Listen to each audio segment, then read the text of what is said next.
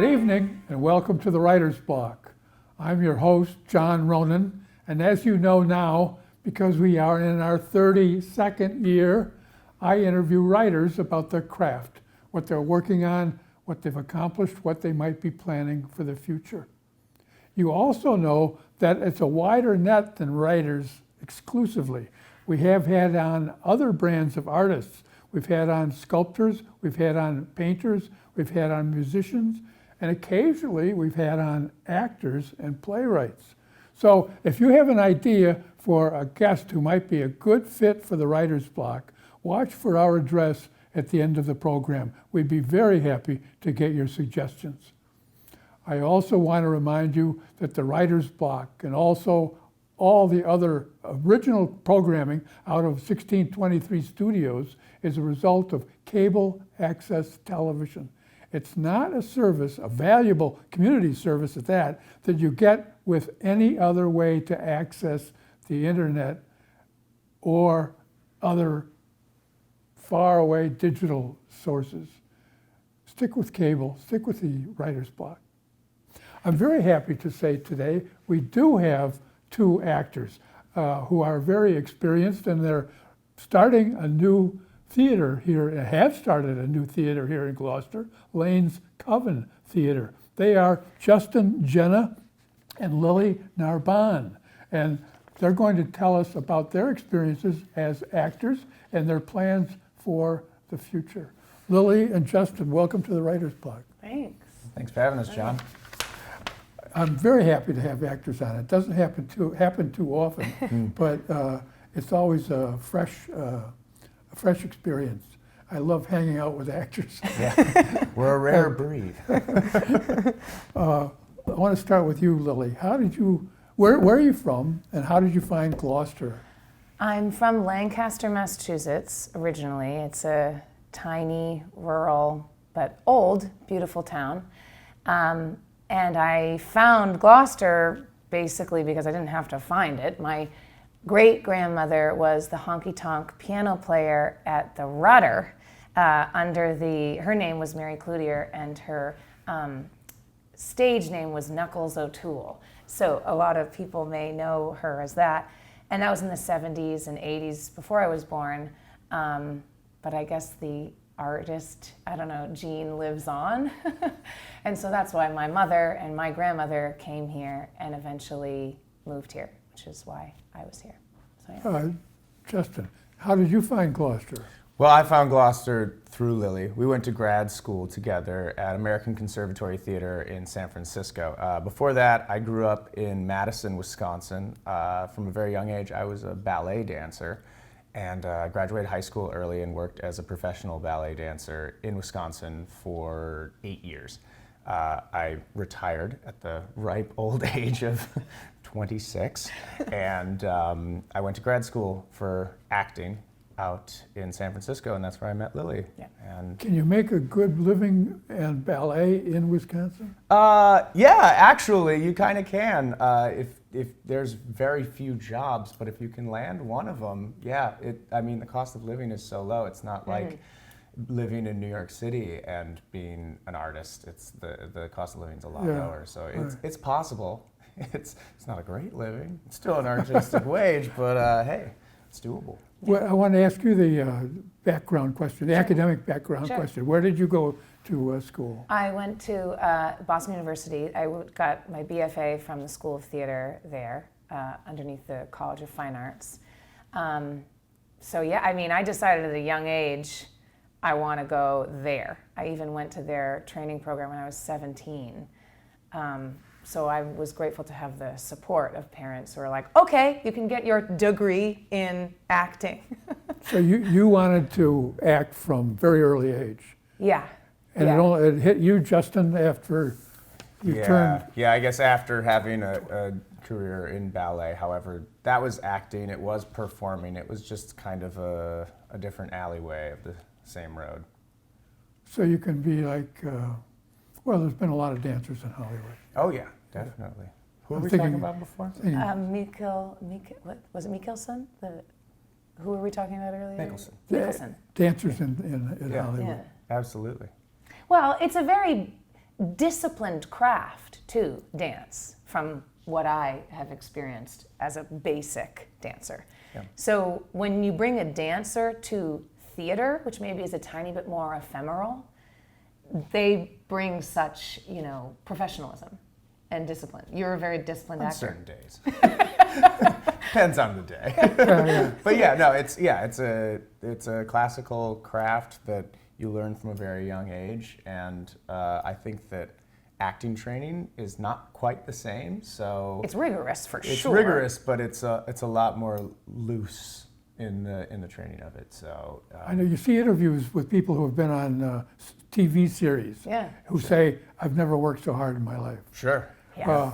The Reba McEntire said that about her show Oh, yeah. after she was on it for a few years. Oh, And she was absolutely. used to hard work already. Right. Stamina. So acting, if you're doing legitimate theater, if you're in New York, you're doing 7, 8, sometimes 9 shows a week. Yeah. Right, Absolutely. right. Eight shows a week is the common. Even if you only start on a Wednesday, you can do a 2-show day on a Wednesday, Thursday night, Friday night, 2-show day on a Saturday, 2-show day on a Sunday. Yeah. I've never done that myself personally in New York City, but wow. Yeah, You know? can, and then sometimes you only get one day off. Yeah. A week, Yeah, yeah. and that's it. If And you that's can- and on that day, everybody's like, "Well, that's your day off." It's like that's laundry, that's grocery shopping, The that's bank. cleaning, the bank, that's everything all condensed into Yeah. one day. Because Tuesday you're going right back into the theater. Never But you- mind trying to be a human and just go see a movie or Oh, go on no, a no. date or whatever. No, but that show may only run But you want to couple jump right back into that as creators of a theater Yeah. and theater producers, Yeah. because you started Lane's Coven Theater That's in right. 20, or was it 21? It was in 2020, technically. 2020. 2020? technically. Yep. You incorporated then? Yeah, that's when we incorporated. Yeah. In November, October of 2020. Yeah. So that's when it became a company, and then at that point we were planning on having our inaugural performance that summer before, but COVID. So we had to postpone. pushed it to the summer Yeah, of and we had 21. already been working on that production for a year. So then we had to postpone another year. So we had And- 2 years to prepare for. And you did not like- pick a casual, familiar American play for Exactly. your premiere play. You picked what, Lily? We picked Taming of the Shrew. That's You're right. right. Not casual. It is controversial. It is energetic. It is, it elicits a lot of provocative conversation. And Yeah. you did it in a contemporary setting. We did it set in like the turn of the century, Edwardian era of Gloucester. Yeah. During the like fishing and whaling industries up here in both capes. So it was at a time when these larger industries were on their way down, and the industrial age was sort of on the horizon. So it was a time of turmoil in the country, and we kind of transferred that turmoil to the story Yes. and class struggle in Taming of the Shrew, which is originally an Italian commedia dell'arte play. So we put it in the style. It was highly physical, highly comedic, but the costumes and the setting were turn of the century. Yeah. Gloucester. So we So had- it was very modern compared to the original. Yeah. Absolutely. Yeah. But I love that you say not a casual play, because it absolutely was not. And I feel like that's our vibe when it comes to theater. We're very bold, and also outdoor drama, theater, you don't get by with anything casual. You have to make strong choices, high stakes, 100% effort, from the actor's body and voice. A lot of mental effort on the part of the director, Yeah. too. Oh, Yeah. who directed? Our friend Oliver Shirley. And tell me something about the casting. Sure. Let's see. Where do we begin? Well, I played Kate. Justin played Petruchio.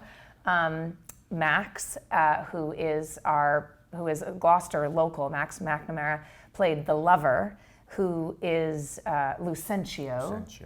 And if it's set in Gloucester, right? He's coming to Gloucester from another town, looking to study, And then he falls in love with a beautiful lady. And so that's one, plot line on the other side of Kate and Petruchio. And then we had John Fogel, well known from theater in Marblehead and Salem, et cetera, all over, as Baptista, the patriarch, Yep. my dad, Kate's daddy. We were pulling cast from all over. We were All in over. New York, we were in Massachusetts, we were in Gloucester. A lot of it being the first year was a lot of our friends who we knew from grad school. Right. Who we were just calling up and saying, please do this, please do this. And they're like, where's this show? And we're like, it's going to be out in a field in Gloucester. And they're like, oh Oh, boy. good. We have a bad connection here. Yeah, I was like, oh, I'm losing you. You're breaking up, yeah. But arguably, no, they knew we produced a play before COVID. So some of our really close buddies, not from Gloucester, got it. They were like, oh, right, you did that other thing, you had so much fun. I trust you. Let's go. Yep. And also, all through COVID, who doesn't want a project to look forward to? Like, Yeah, you gotta have some hope. yeah. So we Yeah. were courting a lot of our friends for 2 years on this thing. And it was, and by doing that, I think that it built a really good rapport within the cast. Because some of the cast came in a week, 2 weeks before our friend Arthur Wise. Who's been on a Broadway tour. Yeah, Right? he came in kind of in the last minute and Had saved our he butts. done the play before? No. He had not So done you got a cold memorized. Right. Yeah. Oh, yeah. Yep. He came in cold 2 weeks before and memorized it, and he was a showstopper. It was amazing. Yeah. But, some people like us, we had been working on it for 2 years, thinking of how it's going to work. So that casting is a constant process Puzzle. up until the last moment. Yep. Yeah. As far as traditionally casting, you would have a large audition process where everybody would come in and we would see, a swath of, 75 to 100 people. We'd sit behind a table. Sit behind a table and we do monologues. They do a Shakespeare and a contemporary. And Maybe a scene. And maybe a scene. And if we're interested, we'd give them sides, which would be a small cut of the play. And they may go out in the hall or come back on a different day and run the scene with a reader who would also be in the room, who would read the other part. And we would get to watch them and watch the chemistry and figure out how they handle text, how they handle working with other people, because sometimes monologues can be strange. You're just, talking to, pretending somebody's there, and it's nice to have a real person in there. This is our plan for the future. We just didn't get to do that last year because of COVID. Yeah, COVID, there was, we did get some tapes. Yeah. Yes, tape submissions for the role of Tronia. Yeah, I'm glad you talked about some of the nuts and bolts about auditioning and putting together a cast. Sure. I want to ask our excellent director, Becky Coyle, now to put on a headshot that we have of Justin Genna. We'll do Justin first. This is a headshot of Justin Genna, and I'm giving her time to find it and put it up. Headshot, we can talk under this. A headshot is important for the application. You give your resume, headshot. They have to know if you're young or old, heavy, light, skinny, what kind of hair. Absolutely. Because they can take care of the hair. It's a tool, right? It's kind of your calling card. It's what comes before you walk in the door. Right. So not only do, a lot of people think, oh, a good headshot, you look good, you look, happy, or you look this, or you look that, or you look sexy, or you look dark, or whatever. Really what it has to look like is you. And not just you like, oh yeah, that's me in a photo. It needs to be that person that they're looking at a picture of your face, and then that door opens and you walk in and you say, hi, good to see you, I'm Justin Genna. And it needs to be that, they go, oh, that's that person, because in the end, they're gonna put you on a stage or on a camera, and they need to know that this person on this piece of paper matches that person who walks walks in the room. And we're going to go to the second. I have to let Becky know. We're going to go to the second headshot now, which is going to be Lily Narbonne's headshot for auditions. Tell us about your headshot. Yeah, my I love my headshots so much. Oh, you do? But it's also because it is partially very due to the photographer. So, I don't know, because a lot of actors I know are so naturally photogenic, and personally, I don't always feel that way about myself. And because a still photo is not the same as like a live filmed moment, right? Where you get to sort of show someone the liveness of you. The liveness of you has to come through this still photo. And my photographer, David Knowles, was just so good at getting this essence that I was able to communicate really well to him, especially with the sweater. I was like, what I dream to present and what I dream to do in my career is romantic roles, like you picture like an Irish lady on the edge of a cliff. That's what your photo looks like. That's my essence. Warm, feminine, longing, kind of ethereal, What maybe. was the first adjective? Warm. Warm. And that is also important in a headshot. Of course, it has to exactly look like you, but it should communicate your vibe as an artist, right? Like the work that you present is, oh yeah, that's the heart I get from this. I think people, when they see a movie, or less frequently go to see legitimate theater, Yeah. don't appreciate everything in the background. Yeah. Yeah. The audition process, the memorization process. there's so and much not so that- much in movies, but if you're on stage, you've got to have a really good memory, Yeah. especially for Shakespeare, where the Yeah. rhythms and the language, the vocabulary is so different from ours. You know, I today. will say, Yeah. I think that modern contemporary plays are harder to memorize than Shakespeare. Because there's no regular. There's no Fine, there's lines no and beats. rhythm. There's no rhythm, there's no verse. Shakespeare, if it's in prose, it's an exception, but it's all in verse. So it has a rhythm and it has a music to it. Pentameter. It's the rhythm of the heart. It's ba-dum. So there have been times in a Shakespeare, when we were doing Taming, that somehow lines would get messed up and someone says something to you that wasn't quite the line, but there was never a moment where I was like, uh-oh, we might not get through this play, because when you're on the music, you can kind of play with it and switch around, and it's like jazz, and you feel like you're playing instruments with other people, whereas sometimes in a contemporary... You got to have it down cold for that purpose. Yeah, sometimes Yes. in a Did it contemporary ever happen play. to you that somebody not only misses a line, but skips a page? Right. Yeah. Oh, well, that, And then I've seen that happen. That's the loop of death. it's where someone skips a page and someone tries to go back, and then all of a sudden there's these 2 pages that start repeating, and you see 3 or 4 actors trying to get out of the loop of death. Well, but that's why rehearsal is so important.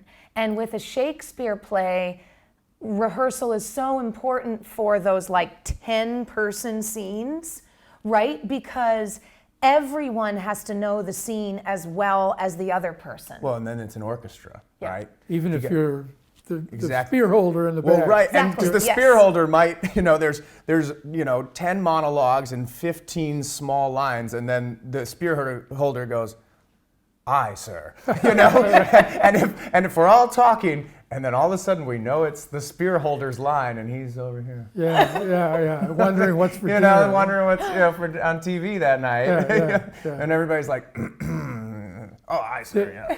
I asked you in an email, Yeah. because we were the email contacts, if you could do a couple lines with Justin, because we couldn't have a video. Do you remember that email?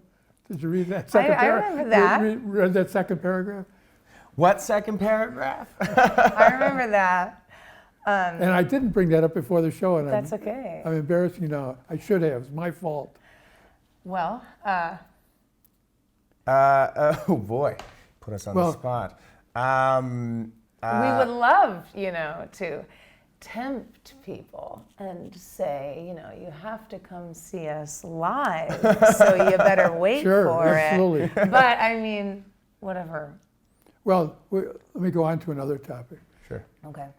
Those are good, valuable details. I think they're probably fresh to our audience. The memorization, the headshots. Tell us something about the nuts and bolts of putting together a theater. Not so much the legalese of the incorporating process. Yeah, because that's not interesting. Where do you start? Where do you start? Vision and dream, and it's what's swirling around in our brain all the time.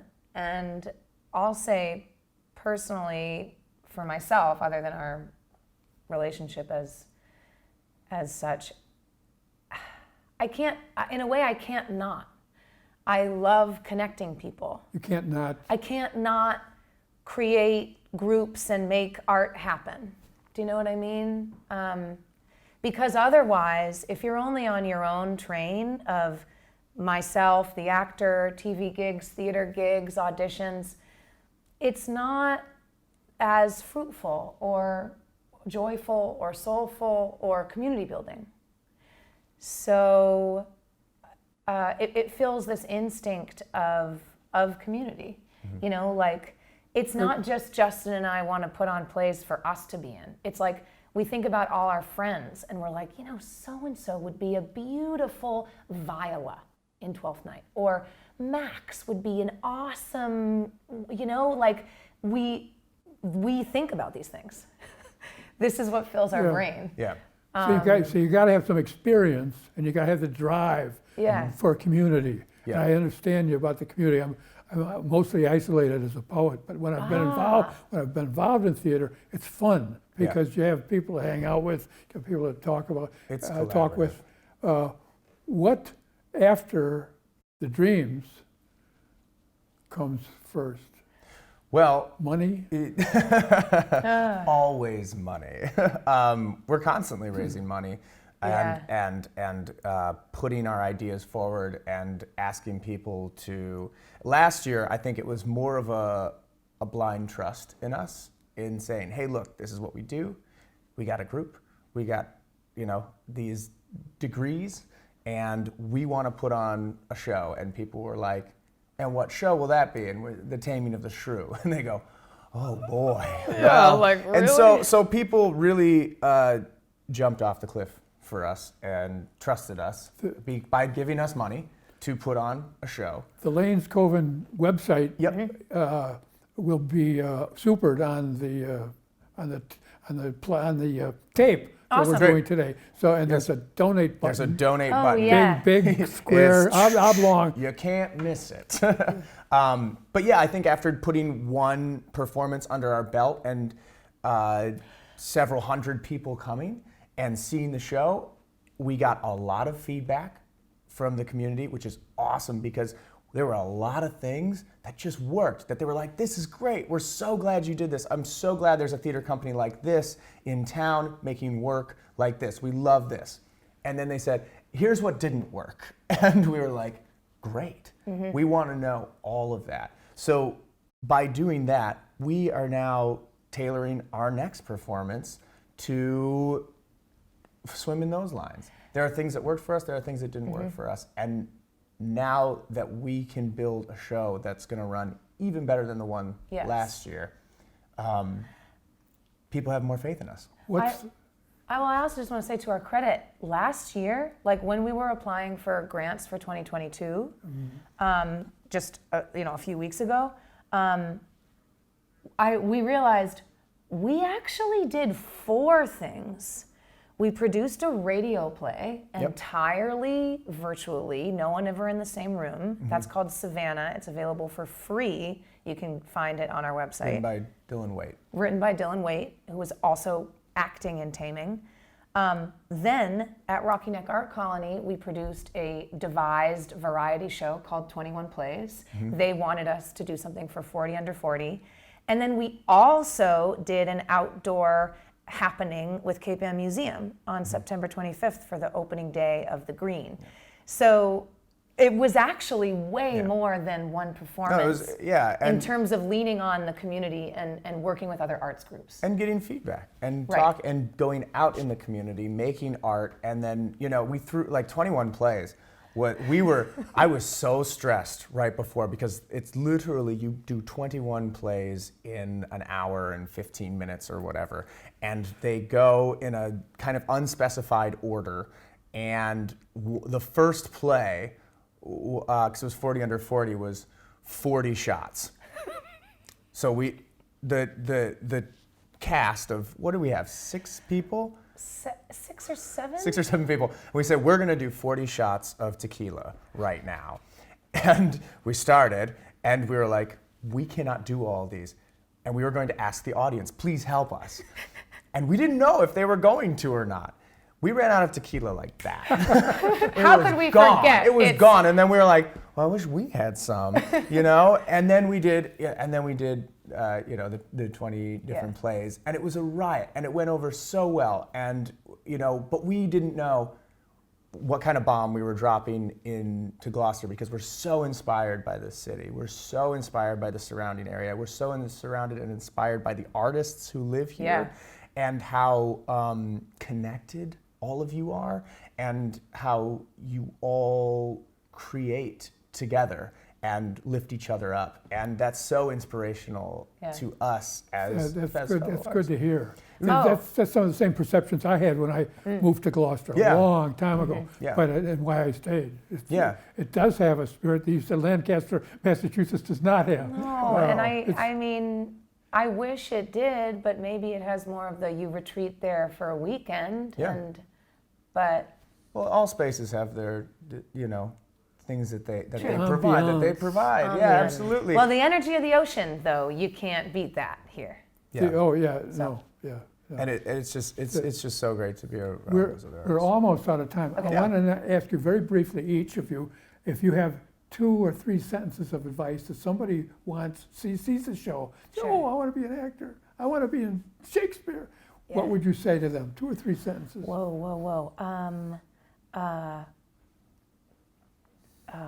Wow. Trust yourself. Lean on your friends. And actually, I'm coaching someone right now who inspires me to say this. Don't judge yourself. Good. Don't That's judge good yourself. advice for life. Say fuck it to that judging voice. Like, you can be over there. I'm going to do my thing. Justin, 2 or 3 sentences. Do it. Just do it. Open the book.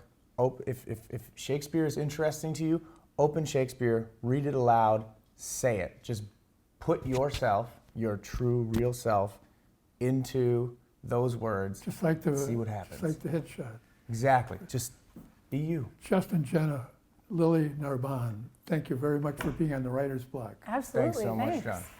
I want to thank everybody in our TV audience for being with us as well. If you've learned something from Lily and Justin about theater and the magic that goes into theater and about their own theater, Lane's Coven, then the Writer's Block has done its job. Thanks for being with us, and I hope to see you next time on the Writer's Block.